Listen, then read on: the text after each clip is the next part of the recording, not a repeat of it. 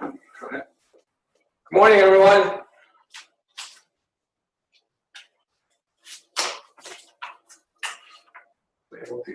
Yeah, they can hear us. Are we able to hear them? Yeah. How are you guys doing today? We're all good, thank you. Good. So my name is Alex Lapasaran. I'm a nurse practitioner with the Digestive Health Associates here in Reno. It's a private practice. And I manage the viral hepatitis clinic in our office since 2003. So I've been providing hepatitis care, viral hepatitis care to Northern Nevada for the past 14 years now. And we work very closely with the transplant centers at the Bay Area, mainly California Pacific Medical Center in Stanford. So as you guys know, there have been a lot of advances with the treatment of hepatitis C. Not so much with hepatitis B.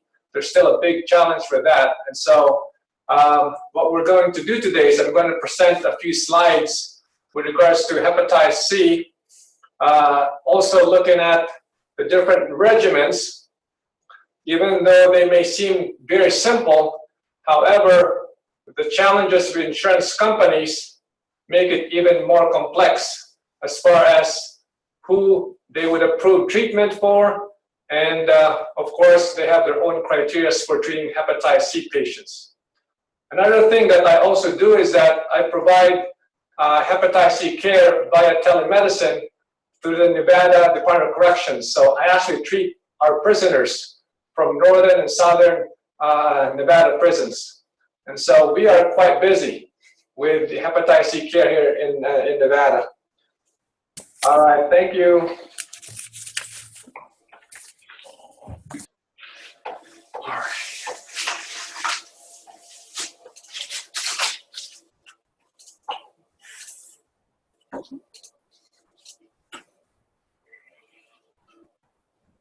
Good. All right, so here we go with these slides. Optimizing HCV cure, when and whom to initiate therapy for hepatitis C. Okay, these are my disclosures. However, for this lecture, I don't have any financial conflict of interest. Okay. Now, you guys are well aware of this data that hepatitis C is still the most common virus in the U.S. that causes chronic viral infection, even if you combine HIV and hepatitis B.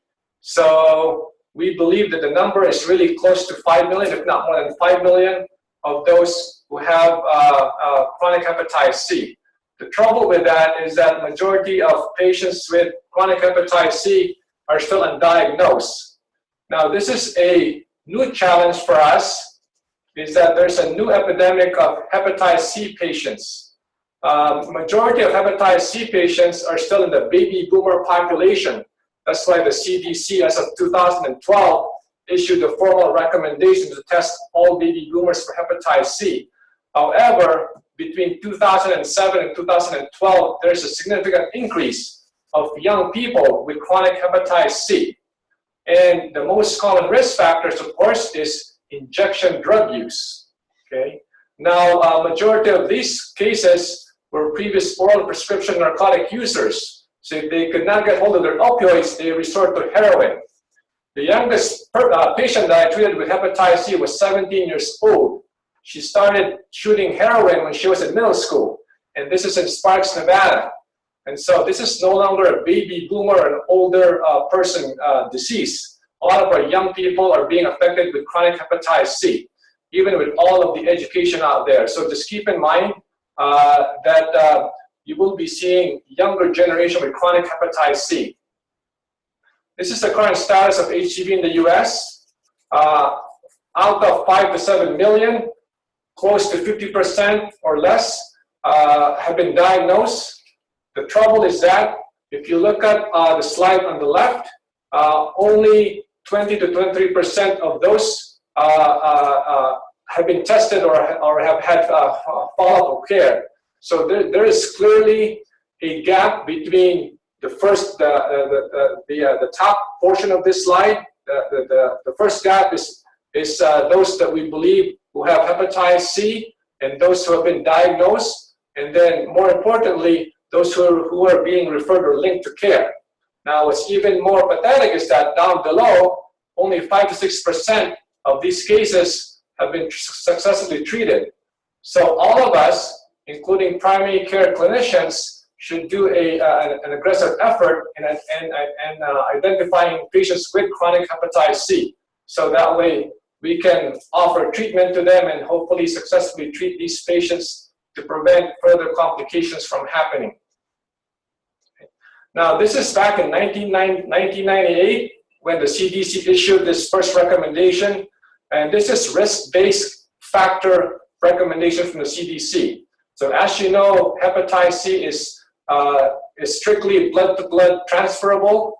So people who've ever injected illegal drugs, or it could be legal, right, in some cases, but so any kind of needle sticks, people who received blood transfusion before 1992, because our blood bank in the US did not start testing until after 1992. People who've ever been on dialysis just because of the cross-contamination there. People who had elevated liver enzymes, of course, there's always a standard care for testing for hepatitis C.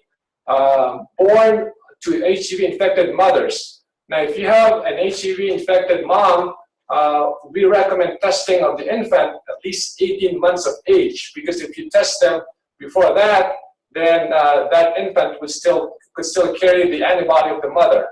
And so just wait till then. Now, the likelihood of an HCV positive mom passing it on to the infant is very low.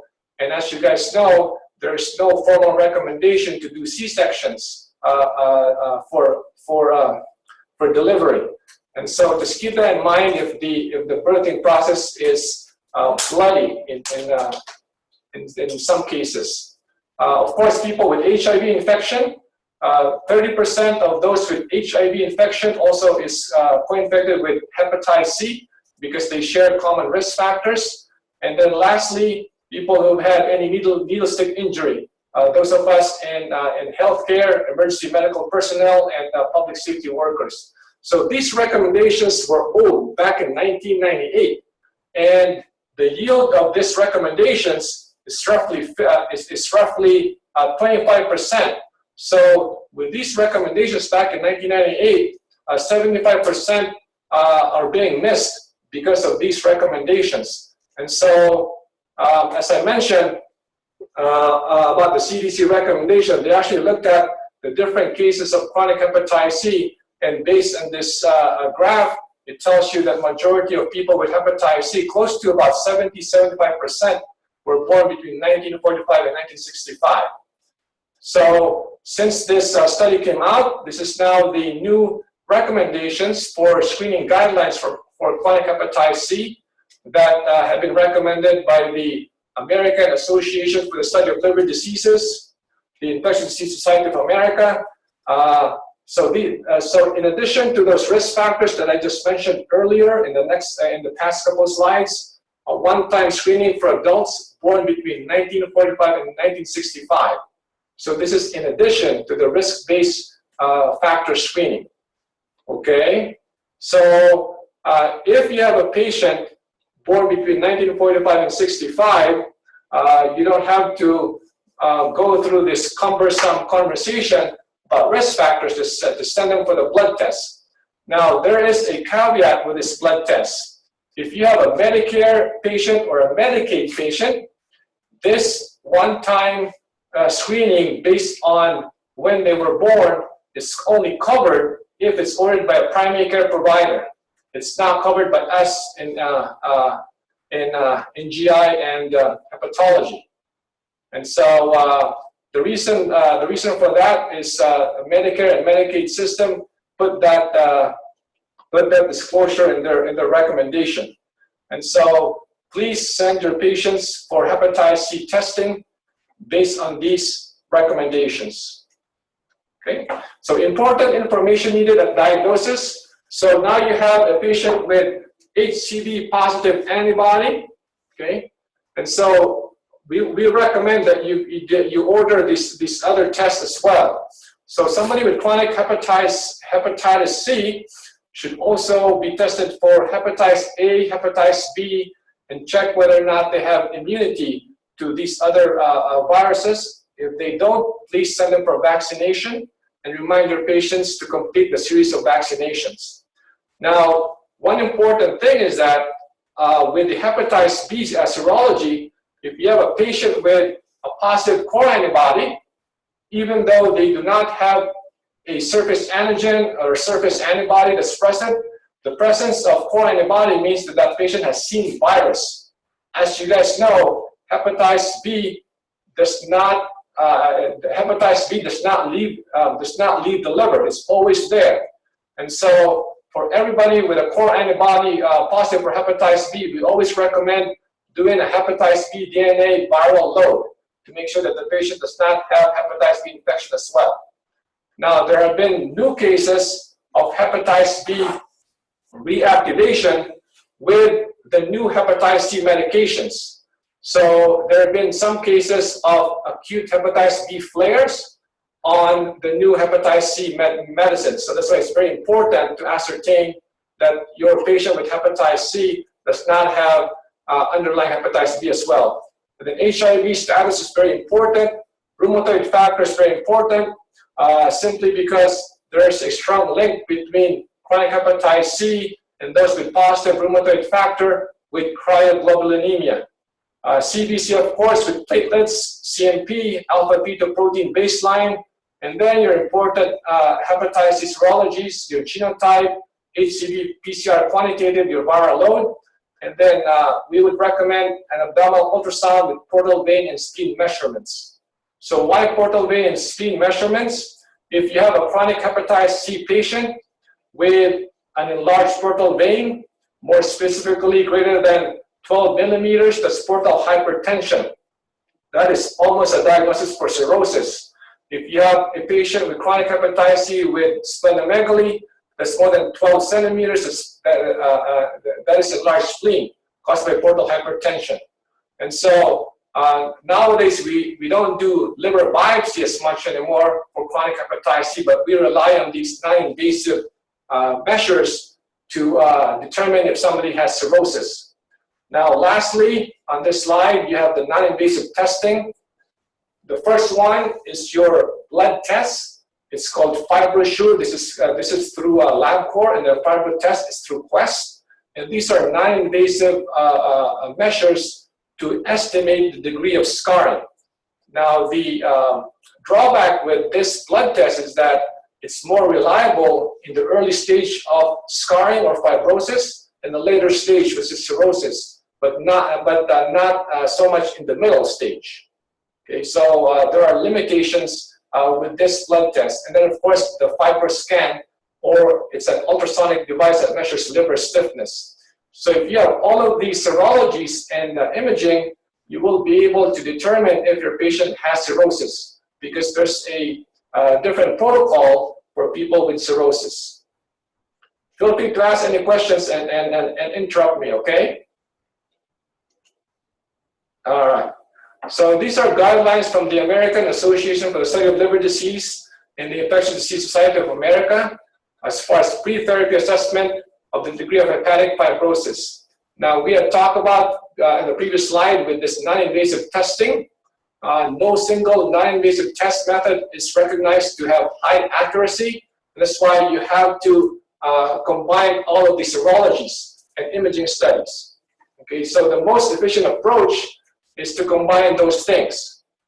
Okay, so direct biomarkers and as what I alluded earlier, which is this transient elastography, which measures liver stiffness. If you combine all of these measures, you'll be able to more accurately diagnose if somebody has cirrhosis of the liver. And then I'm sure that you guys are familiar with this APRI or APRI score. It takes into account your AST and platelet ratio. And there's another blood test, which is the FIB4. Again, these are non-invasive markers to help you diagnose if somebody has cirrhosis. Okay. So for the past couple of slides, you can basically conclude that we don't do liver biopsies a whole lot anymore for those with chronic hepatitis C. Okay, so if you have a patient with chronic hep C, with thrombocytopenia, so we have this non-formal or informal rule as far as diagnosing cirrhosis, just by way of blood tests and ultrasound. If you have a patient with a platelet count of less than 150,000, of course that's thrombocytopenia in the absence of bone marrow suppression, that's a cirrhotic patient, and then you combine your portal vein and spleen size. So we have this 150-12-12 rule that we kind of follow. So 150, less than 150 for the platelet count, that's a point towards cirrhosis. If you have a portal vein that's more than 12 millimeters, that's portal hypertension. And again, if you have spleen that's large, more than 12 centimeters, then that's also highly suspicious for cirrhosis. And so we clearly do not need to do liver biopsies for chronic hepatitis C patients. Okay? Excluding cirrhosis is very important because if you have a cirrhotic patient, they need to be surveyed or screened for HCC indefinitely, even in the absence of hepatitis C. So if you have a cirrhotic patient that you treated, no more hepatitis C, but that patient still has cirrhosis, that patient should still have an AFP and ultrasound of the abdomen every 6 months indefinitely, because that patient could still develop hepatoma in the absence of chronic hepatitis C. Okay, and of course you would send these patients for an EGD to evaluate for varices. Presence of cirrhosis may definitely impact your success rate and may affect treatment duration. And in some cases, we still use ribavirin when we treat somebody with cirrhosis, especially decompensated cirrhosis. Okay. So next slide. As you guys know, compensated cirrhosis may be difficult to recognize. You have your clinical and or radiologic cirrhosis. So just combine all of these blood test serologies, and of course all of the overt signs of somebody with decompensated cirrhosis. On the top, if somebody has compensated cirrhosis, it's very hard. So you just have to really keep an eye on your platelet count. If there's muscle wasting, in the absence of alcohol, a cirrhotic patient will have a higher AST than the ALT. And of course, cirrhotic patients can oftentimes have normal liver enzymes. If you think about it, if you have a liver that is shut, these hepatocytes are not secreting ALT anymore. And so look at their liver function versus just their liver enzymes. So liver function would be your albumin, your bilirubin, your INR, of course your platelets, and then you look at your liver enzymes, which are your AST and ALT. Albumin is a very sensitive marker for a cirrhotic patient. If you have an albumin that's less than 3.5, again, a strong consideration for cirrhosis. And bilirubin of 1.0 to 1 or greater than 1.2, especially with the higher direct bilirubin. Okay. Of course, you would want to rule out the presence of alcohol and uncontrolled diabetes and obesity because of additional insult to the liver with fatty liver disease. Now, decompensated or symptomatic cirrhotic patients, you're going to see because you'll be able to recognize ascites, maybe not with physical exam, but of course with your imaging by way of ultrasound, hepatic encephalopathy, variceal bleeding, and of course jaundice and prolonged INR. So these are really nice guidelines for all of us to recognize clinical and radiologic signs of somebody with cirrhosis. Okay, and more signs and symptoms of cirrhosis over here that you guys are very familiar with. Just keep in mind that oftentimes cirrhotic patients, especially those who are compensated or stable, do not have any of these symptoms. So general guidelines for those with cirrhosis: abdominal ultrasound every 6 months. The Liver Society actually dropped the AFP in their recommendation for hepatoma screening. However, we still use AFP because approximately 20% of cases of detected hepatoma were driven by increased AFP. Now, have you guys heard of this new serology? Actually, they're not new. They've been out for the past 3 to 4 years, called AFP, L3, and DCP. No. So these are blood tests that actually are more specific to HCC. AFP L3 is a fractionated AFP, and then DCP stands for des gamma carboxyprothrombin. So hepatoma or HCC secrete these DCP proteins. Now, so these serologies will have a higher lead to liver cancer. However, as you guys know, HCC is not diagnosed by way of serologies; it's diagnosed by way of imaging. So at least if you have these cases that are not clear cut, if you have AFP L3, AFP, and DCP that are rising, then instead of doing an ultrasound, we would recommend that you do a dynamic imaging, either an MRI of the abdomen or liver with gadolinium, or also a 4-phase CAT scan of the abdomen, just so that way you have a better way to identify liver cancer. And then, of course, vaccinations, very important for those with cirrhosis. Also counsel your patients to avoid NSAIDs. Acetaminophen is still preferred, even for those with cirrhosis. However, not to exceed 2 grams in 24 hours. Caution with regards to using benzos and opioids, because especially for those with hepatic encephalopathy. And we all know about this raw shellfish, especially raw oysters, that could carry Vibrio, that can kill your chronic hepatitis C patients.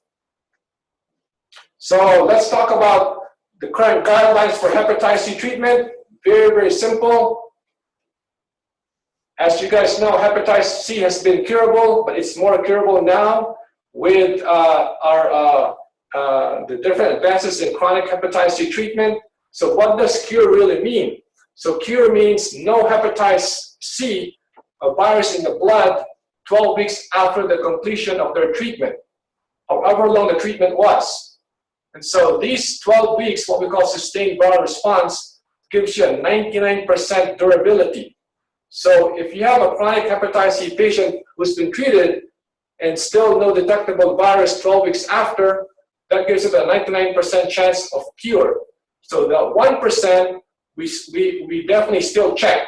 So what I do in my practice is that after the treatment, I check their Hep C virus 12 weeks after or 3 months after. And then if it's still undetectable, I check that again 6 months after the treatment. And then the third and last check is going to be a year and a half after the treatment. So 3 checks total after hepatitis C treatment. Now, of course, you would check the hepatitis C virus also during therapy, because you would want to know that the Hep C is responding. But if the hepatitis C viral count is still undetectable a year and a half after treatment, that Hep C will never come back. So this is a clinical cure. This is not remission.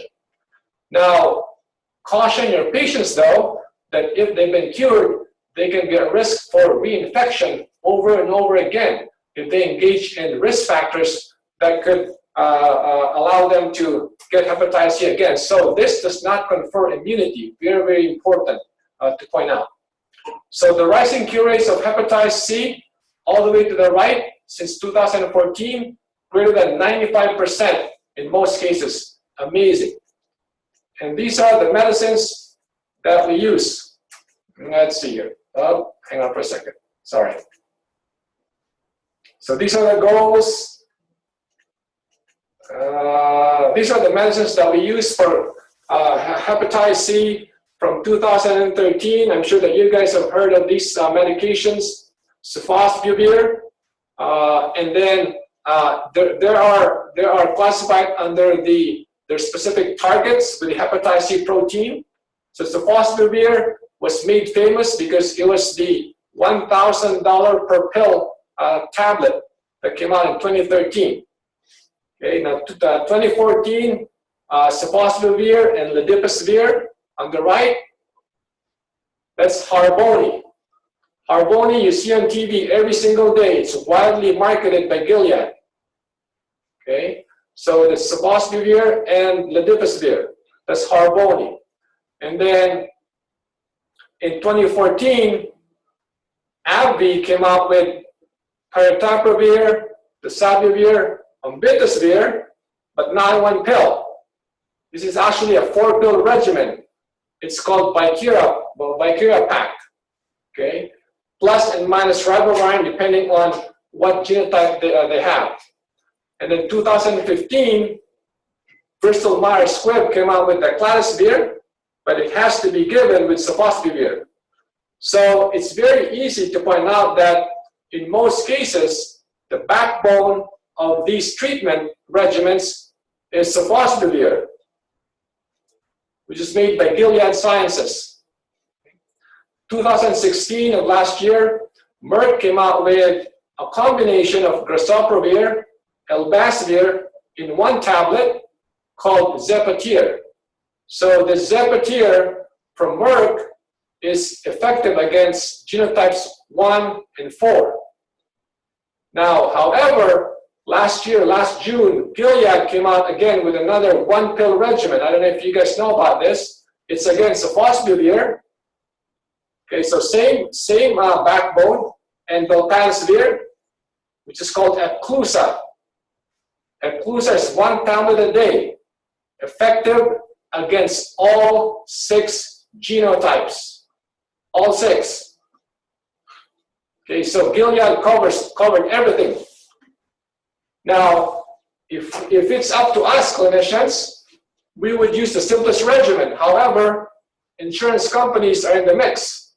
So insurance companies have actually, number one, developed their own criteria on who they would treat.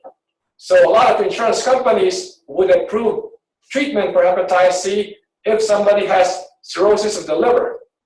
If they have minimal scarring, they would not approve that. Unless, of course, the patients have extrahepatic manifestations of chronic hepatitis C, which we will talk about here shortly. But this is just a nice table here of the different regimens that we have. Now, these are the different regimens specific to genotype.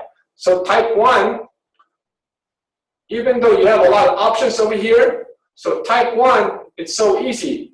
Just use Epclusa, which is the top one. And Epclusa, for type 1, it's only for 12 weeks.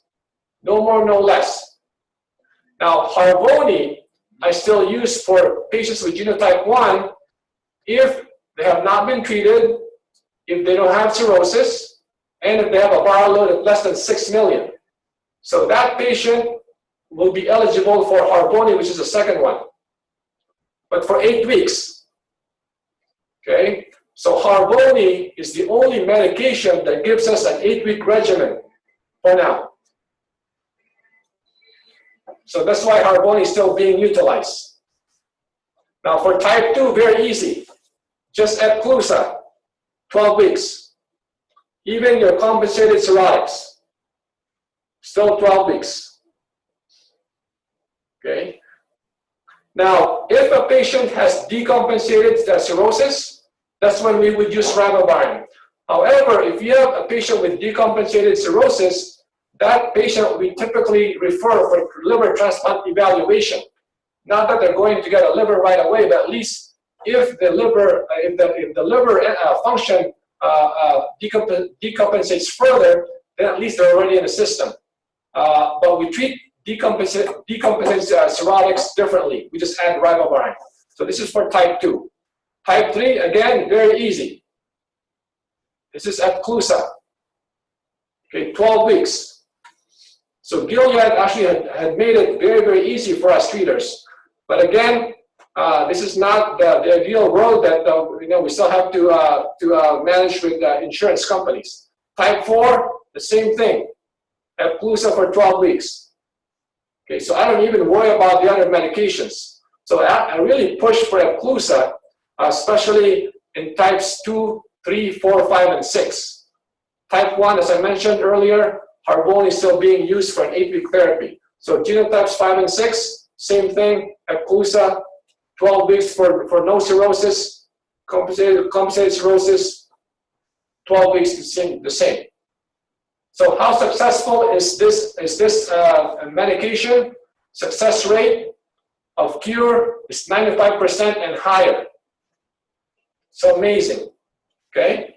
So now that we know what medicines are available out there, who do we need to treat and when should we treat these hepatitis C patients? Again, it has to be a mutual decision between providers and patients. And of course, if a patient, after hearing all of these good things about the treatment, they still don't want to be treated, that's fine too, as long as they have the right information. So the basic thing of establishing a good rapport with a patient, so that way they know why this treatment is being recommended and what they can get out of this, and hopefully put this behind them. So these are the different populations wherein hepatitis C treatment is highly recommended. So people with advanced liver disease, people with stage 3 or stage 4 definitely should be treated. Liver transplant recipients definitely should be treated because there have been a lot of cases wherein people after liver transplant in 5 years that liver can become cirrhotic, and so we have to treat those patients. Greater risk for rapidly progressive fibrosis. So these are patients with HIV, patients with hepatitis B, so they can advance to cirrhosis a lot faster. People with extrahepatic manifestations of HCV, and to reduce transmission. So the very last criteria over here really applies to the inmates because of the high risk of transmission, high risk of reinfection. That's why the inmates are the high priority to be treated for hepatitis C. Now these are different extrahepatic manifestations of hepatitis C. So a lot of strongly associated extrahepatic cases of these issues, from mixed cryoglobulins all the way down to lymphoma and vasculitis. So these patients we definitely treat, even though they do not have cirrhosis of the liver. Okay. However, those with a limited life expectancy from other conditions, if it's less than 12 months, perhaps it's not beneficial for them to be treated for the hepatitis C. And then, of course, if the patient does not realize the benefits of treatment, and so we cannot force this treatment to them. However, just the main thing is make sure that you screen these patients. So those are your baby boomers, those with risk factors, and then offer them therapy. Because hepatitis C is highly curable now than before. You guys have any questions?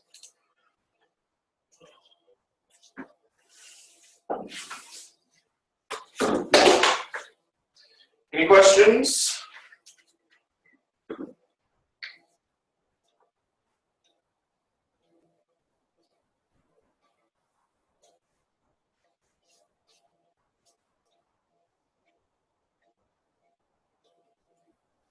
All right, well, if there's no questions, we'll let you guys go for the day. Thanks so much for joining us. We've got another clinic tomorrow, behavioral health. They're going to be talking about suicidal patients and crisis intervention, and that starts at 8 o'clock. Thanks, everyone. Have a good day. Thank you. Thank you.